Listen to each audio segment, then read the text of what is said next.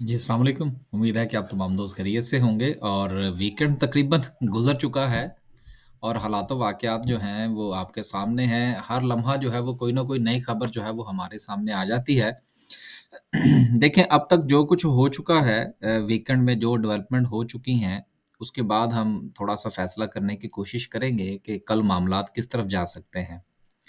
आखिरी वीडियो जो हमने अपलोड की थी उसमें हमने जुमेरात वाले दिन जो है वो इस ख़दशे का इज़हार किया था कि हालात जो हैं वो अभी कुछ नॉर्मलाइज़ होते नज़र नहीं आ रहे और मामलात जो हैं वो आने वाले दिनों में मज़ीद ख़राब हो सकते हैं, तो बेहतर ये है कि वीकेंड को देख लिया जाए।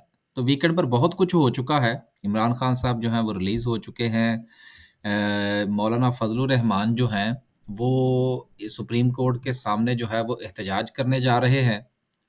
और उनका काफ़िला जो है वो चल निकला है। तो ज़ाहिर-सी बात है कि जब वो वहाँ पहुँचेंगे तो वो वहाँ पर कोई वो क्या कहते हैं, कोई दुआएँ देने तो नहीं जा रहे। तो लिहाज़ा हालात जो हैं वो मज़ीद ख़राब होंगे।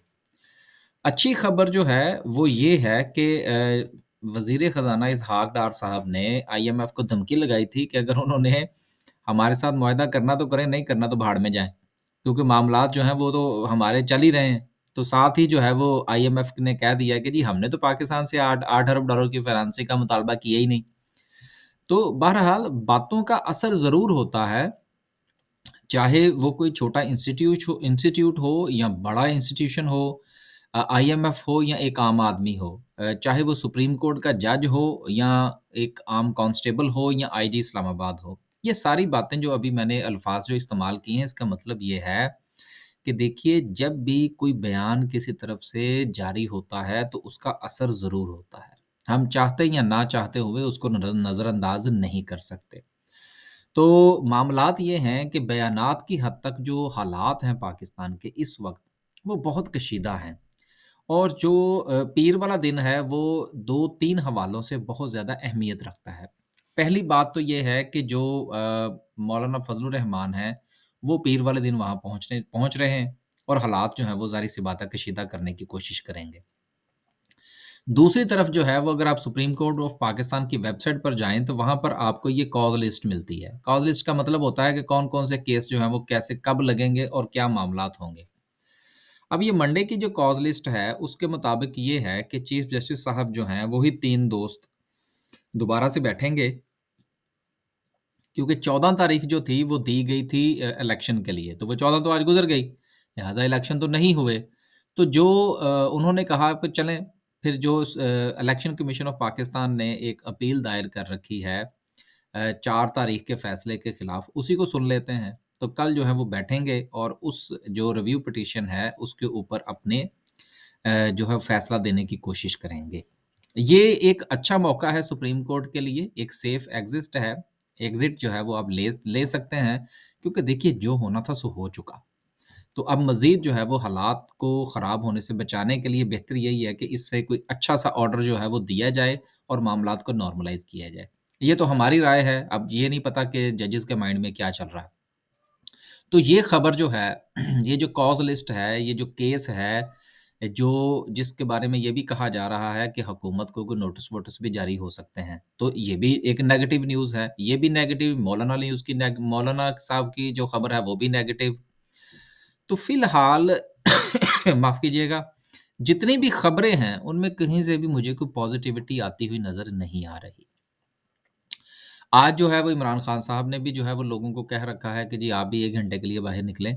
तो चीज़ें जो हैं वो हेड कोलिजन की तरफ जा रही है। तो ये 3-4 खबरें थी जो मैं आपके साथ शेयर करना चाह रहा था। एक आईएमएफ वाली खबर बहरहाल किसी हद तक जो है वो थोड़ा-सा डिफ्यूज़ करती हुई नज़र आ रही है टेंशन्स को पाकिस्तान और आईएमएफ के दरमियान। ये एक मैं इसको पॉज़िटिव खबर जो है वो कंसीडर करता हूँ। अब हम चलते हैं और बात करते हैं कि कैंडलस्टिक और दीगर मामलात क्या कहते हैं। देखिए जुमे वाले दिन जो है वो जिस वक़्त खबर आई और मामलात जो है वो बेहतर हुए खान साहब के हवाले से माफ़ कीजिएगा। तो उस वक़्त जो है वो ठीक है, मार्केट के अंदर एक अच्छी पॉज़िटिविटी आई और अच्छी बात है कि मेरी ज़ाती तौर पर ये असम्पशन थी कि मार्केट जो है वो नेगेटिव यानी कि प्रेशर में रहेगी। लेकिन मार्केट पॉज़िटिव में क्लोज़ हुई, अच्छा साइन है, बहुत अच्छी बात है और लोगों की ये राय थी कि शायद अब मामलात जो है वो मज़ीद बेहतर हो जाएँगे। लेकिन गुज़िश्ता 2 दिनों में जो खबरें आई हैं, जिसमें कोर कमांडर लाहौर जो है, उनको भी फ़ारिग किया गया और फिर कुछ वो उखाड़-पछाड़ की गई। तो ये सारी चीज़ें मिला के जो है, वो मंडे वाले दिन जो है, वो बहुत प्रॉब्लम क्रिएट होने वाली है। तो मैं तो ज़ाती तौर पर इस चीज़ का कायल हूँ कि जहाँ पर आपको बहुत ज़्यादा प्रॉब्लम क्रिएट होती नज़र आए, वहाँ से आपको साइडलाइन रहना चाहिए। तो हम तो मंडे को कुछ नहीं कर रहे जी। हाँ, अगर जो कुछ शेयर्स हैं, जिनके ऊपर हमारी नज़र है, अगर वो गिरते हैं, मार्केट के ऊपर प्रेशर आता है, तो फिर हम ज़रूर खरीदेंगे। आगे चलते हैं। 161 पॉइंट्स के साथ जो है वो मार्केट जो है वो मुस्बत रही और अगर हम सर्किट ब्रेकर की बात करें तो वाज़िया तौर पर अगर कोई कंपनी जो है वो अपर कैप हुई है तो उसका जायज़ा लेते हैं। नहीं, कोई नहीं है और लोअर कैप में भी कुछ नहीं है। जो सर्किट ब्रेकर है वो बहरहाल इस चीज़ को थोड़ा-सा ज़ाहिर करता है कि शायद किसी में कोई अच्छा खासा वॉल्यूम लगा हो, लेकिन ऐसी कोई सूरत-ए-हाल हमें नज़र नहीं आ रही। सिंबल पोज़ीशन में जो वॉल्यूम के हवाले से बात करें तो देखिए चीज़ें 2-2 मिलियन के करीब आके रुक रही हैं। ये चीज़ें गौर-तलब होती हैं कि आप ये देखिए कि जो सबसे ज़्यादा वॉल्यूम लगा है वो तकरीबन को 8 से 10 मिलियन का है सिर्फ़ और सिर्फ़ डब्ल्यूटीएल के अंदर। और उसके बाद मामलात जो हैं वो कुछ 4 मिलियन से नीचे सिमट गए हैं। तो देखिए लोग भी तो साइड पे बैठे हुए हैं ना, तो अगर हम भी बैठ जाएँगे तो क्या फ़र्क पड़ता है? तो और हम तो बैठेंगे, सिर्फ़ अपने शेयर के ऊपर ज़रूर नज़र रखेंगे, जिसको हमें खरीदने की कोई थोड़ी-सी दिलचस्पी है, जिसके बारे में हम कोई थोड़ी बहुत राय कायम कर चुके हैं। आगे चलते हैं जी, और बात करते हैं आज की कैंडल की। देखिए आज कहने को कुछ नहीं है, देखें चीज़ें ये जो कुछ भी है, मैं आपको ज़ाती तौर पर एक बात बताता हूँ कि ये सिर्फ़ और सिर्फ़ जो है, ये जो कैंडलस्टिक मैं डिस्कस कर रहा हूँ, ये सेंटिमेंट को थोड़ा-सा अंडरस्टैंड करने के लिए है कि ये जितनी भी कैंडल्स होती हैं ना, ये सारी की सारी सेंटिमेंट को ज़ाहिर कर रही होती हैं। ट्रेडिंग साइकोलॉजी होती है सारा कुछ, बाकी और कुछ नहीं होता और हमने इसी में से यही जो है वो नतीजा निकालना होता है। गो के जुमे वाले दिन जो वॉल्यूम लगा वो जुमेरात की निस्बत बेहतर वॉल्यूम था। क्योंकि जुमेरात को जो था वो ज़ाहिर-सी बात है कि चीज़ें बहुत ज़्यादा अनक्लियर थी और जुमे वाले दिन जब थोड़ी-सी क्लियर हुई और ख़ान साहब जो हैं वो बेहतर अंदाज़ में सामने आए। लेकिन उसके बाद जो उन्होंने कौम से खिताब किया है, उस खिताब के बाद हालात मज़ीद कशीदा हो गए हैं। ठीक है? तो इसलिए सेंटिमेंट जो है वो नेगेटिव है मार्केट के हवाले से। फिर आप ये देखिए कि जो जुमे वाले दिन कैंडल बनी है, उसमें ऊपर और नीचे जो विक है, ये आपको बता रही है कि सेंटिमेंट कहाँ पर जाके स्टैंड करेगा। तो नेगेटिविटी जो है वो शो हो रही है मार्केट के अंदर और बहुत ज़्यादा जो है वो लोग सोच-विचार की तरफ पड़े हुए हैं। हम भी इसी में शामिल हैं। आज की वीडियो में सिर्फ़ और सिर्फ़ बताने का जो मकसद था, वो सिर्फ़ और सिर्फ़ ये था कि मंडे वाला दिन जो है वो भी सुकून से गुज़ारा जाए।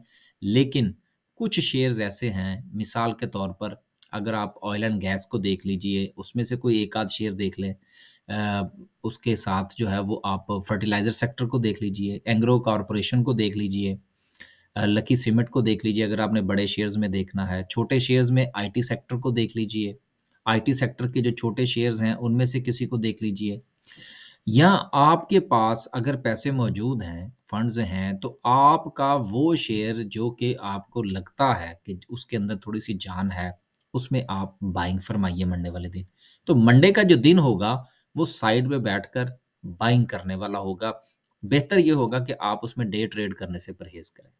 बस जी, आज के लिए सिर्फ़ कुछ इतना ही। कोई ख़ास इन्फॉर्मेशन हमारे पास नहीं थी जो हम आपके साथ शेयर कर सकते। और शेयर के हवाले से मैंने पिन पॉइंट इसलिए नहीं किया कि बहुत सारे दोस्त सिर्फ़ वीडियो देखकर जो है ना वो बाइंग डालने के चक्कर में होते हैं। तो मैं ज़ाती तौर पर ये समझता हूँ कि मंडे के हवाले से चीज़ें बहुत अनप्रेडिक्टेबल हैं और आज रात को भी पता नहीं कोई नई खबर ना आ जाए। तो इसलिए बेहतर ये है कि सुकून किया जाए। अल्लाह हाफ़िज़।